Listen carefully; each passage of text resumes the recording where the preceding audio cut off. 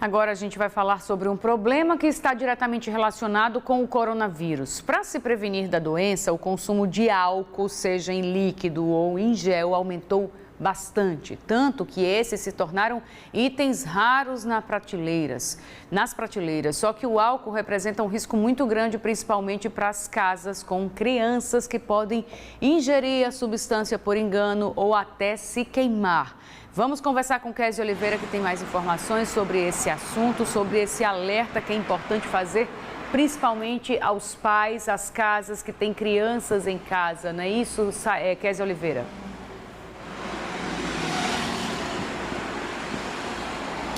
Sim, Emily, mais uma vez bom dia para você, bom dia a todos. São vários os cuidados que a gente deve ter ao utilizar o álcool, seja ele líquido, seja ele em gel. A gente sabe que é um período que muita gente comprou, tá armazenando em casa. E que cuidados são esses? É isso que a gente vai entender a partir de agora com o doutor Marco Almeida, médico cirurgião plástico. Doutor, vamos já começar falando sobre o uso do álcool em gel, porque a gente sabe que ele é muito válido, é muito importante para esse momento, para quem está na rua, enfim, está sempre ali mantendo as mãos limpas, mas o uso deve ter cuidados, principalmente em relação à casa, crianças, animais domésticos. Bom dia. Bom dia. Bom, aqui nós, antes de mais nada, temos que fazer um grande alerta para a população pelos riscos iminentes que nós temos em relação à possibilidade do aumento de acidentes e de queimaduras em especial. Neste momento onde nós temos uma reclusão, um isolamento doméstico das pessoas, nós temos que lembrar a todos que é fundamental, muito importante, que nós isolemos a cozinha do resto da casa, se for possível sempre, principalmente em relação às crianças. Lembremos que 70% dos acidentes acontecem dentro de casa e a cozinha é o lugar onde mais isso acontece e as crianças são as grandes vítimas. Inclusive, doutor, o senhor estava comentando que podem acontecer acidentes que parecem situações tão simples, a pessoa utilizar o álcool nas mãos, por exemplo, em grande quantidade, e ir cozinhar, acender um fogo ou acender um cigarro, é um risco muito grande? É um risco muito grande. Agora, pela necessidade de liberação temporária da venda do álcool líquido, nós temos que ter muito em mente de que ele é um explosivo, ele pode ser um explosivo. Então, nós temos que ter muitos cuidados em relação ao estoque. Aliás, devemos salientar a importância de não estocar álcool líquido, E fazer aqui um grande apelo às autoridades competentes para que, assim que esteja normalizada a produção de álcool em gel, a gente pare de comercializar livremente o álcool líquido. Por quê? Porque ele é um perigo muito grande para a sociedade. A incidência de pessoas queimadas e gravemente queimadas aumenta muito. Isso, só para vocês terem uma ideia, no nosso CTQ aqui no estado, nós já temos pacientes com 60% de queimadura de área corporal queimada por conta do álcool líquido, por explosão. Então, regularizou-se a produção do gel, a gente retira imediatamente o líquido das prateleiras, a livre comercialização. E lembrando sempre que mais importante do que usar até o álcool é a lavagem das mãos, lavagem correta das mãos.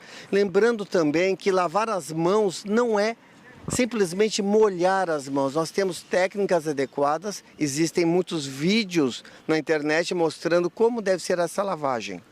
Doutor, o senhor falou sobre os riscos de queimadura nesse período, que podem aumentar e muito. A gente vê a importância do CTQ também nesse momento, porque a gente fala muito do tratamento da Covid-19, mas há problemas que podem ser gerados devido ao álcool, por exemplo, como o senhor está colocando aqui. Vocês imaginem que se nós não tivermos um CTQ como retaguarda, como uma questão estratégica do Estado, como é que será o tratamento dessas pessoas? Nós não podemos ter centros improvisados para tratamento dos pacientes queimados. O paciente queimado é um paciente crítico, é um paciente imunodeprimido, é um paciente que precisa de toda uma estrutura especializada, uma equipe muito bem treinada para fazer o adequado tratamento.